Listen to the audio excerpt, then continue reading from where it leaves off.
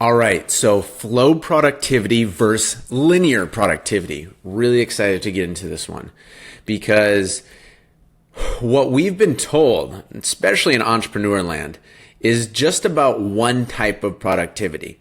It's about grinding. It's about hustling. It's about go, go, go, go, go, okay?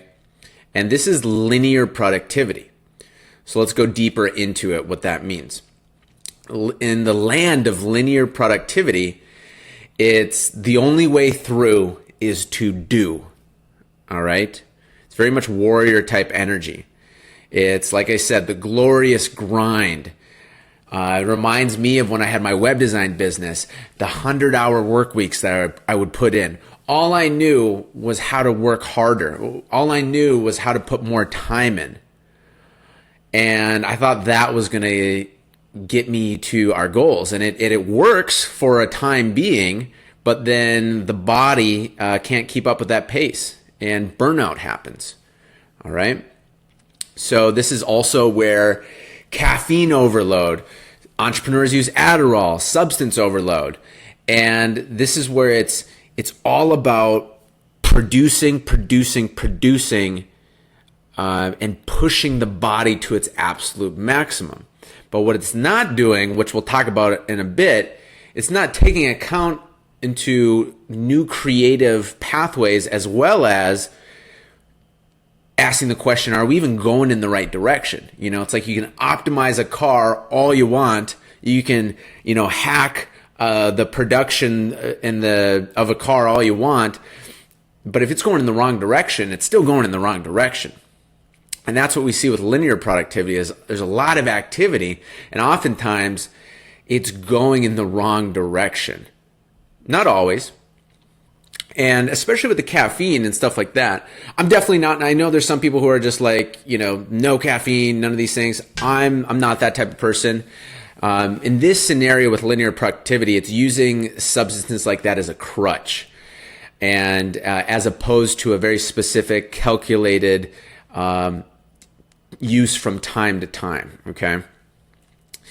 And in this land, discipline is everything. And really what we could say here is that discipline isn't just everything.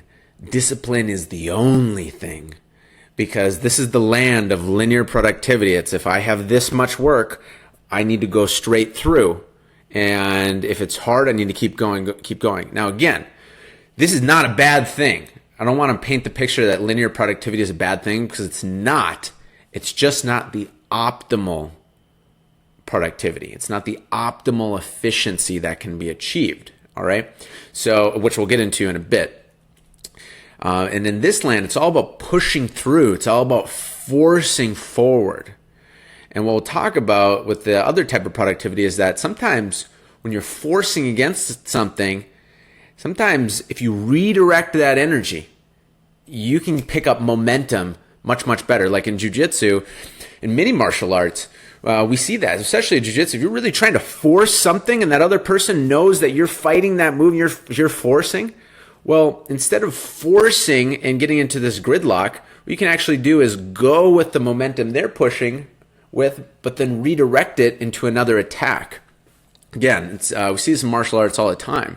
And that's that principle playing out in life. Is sometimes when we're forcing something, sometimes, we gotta buck up and just do it. I understand that, absolutely.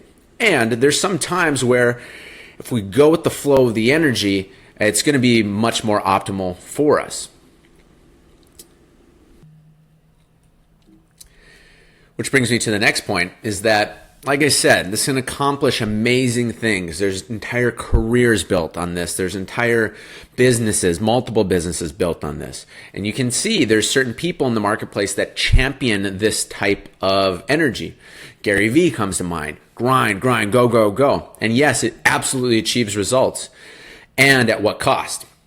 Okay, so it taxes the body. And like I said, there's another more optimal way. And things like adrenal failure can come in, or prolonged stages of burnout.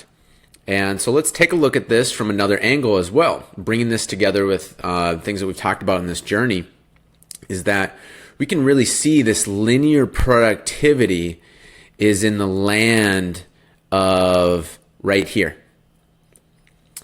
It's a contracted state. It's a forcing state. In the book where this is expounded upon, the book is called Power versus Force. Power is on top, force is on the bottom. So linear productivity is forcing things through. And especially, it's all determined on skill set as well and awareness. So, when we're starting our business for the first time, we don't have usually awareness, the subtle skills of being how to navigate. So all we really have is like either time and just grit and determination. So we gotta go until we build those extra faculties. But we don't want to stay there though, because we can see courage is to do the thing that you don't want to do. Anger, a lot of these things produce, fuel this linear productivity. Okay. And it can work, but it's just forcing things forward. And also chemicals of stress, like cortisol, start deteriorating the body. Why does that happen? Well, it decreases the efficacy of the immune system. And when the immune system isn't able to do its job, it's easier to get sick. So what happens is then a person's more susceptible to taking a hit, which ends up putting them out.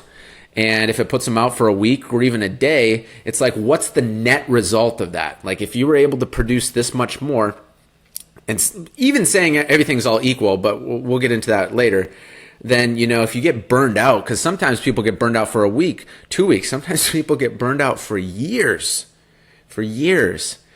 And when you add that all up and you balance that out, what is actually the net productivity? And at the same time, there's times where you just need to go all in for a period. But what I really am emphasizing here is understanding that this isn't the only way. And you can, once you understand that and start using the other type of productivity, which we'll get into, then you can use these strategically at certain times to get what is going to be best for you. So let's take a look at this. Which, by the way, before we go in, when I had my web design business, I was so burnt out. I was so in a prison of my own design that I remember I got invited to like an under 30 CEO trip in like Costa Rica or something like that. And I got to the airport and I just had this bad feeling, a really bad feeling, just out of nowhere to not get on the plane. It was very strange. And it was so bad where I was like, I'm not getting on that plane. Usually I'm not the type of person who gets cold feet like that or anything, but I didn't get on the plane. And what ended up happening, though, is that I didn't tell my team. I didn't tell anybody. I just had a weekend to myself because I was so burnt out. And I didn't know how to get out at that time. So burnout is a very real thing and is something we want to avoid at all costs. Because once we go down into burnout land, it takes so much, it's like we're just dropped down there and it takes so much energy to climb back up to even get to neutral, right? So let's look at the other type of productivity. Before we do, that's why I've got this. It's because with linear productivity, if you got a lot to do or your shit hits the fan, it's always one answer: grind/hustle, all right? But with the other productivity, there are different options. So what is the other productivity? The other productivity is flow productivity. And with linear productivity, the one we just talked about, that's all left brain. Logical, move forward, discipline, just get it done. And right brain is creative solutions, feeling the rhythm of life. It's just like if you were doing a song and you weren't waiting until the right time to play your note, it's like the song's going to be off.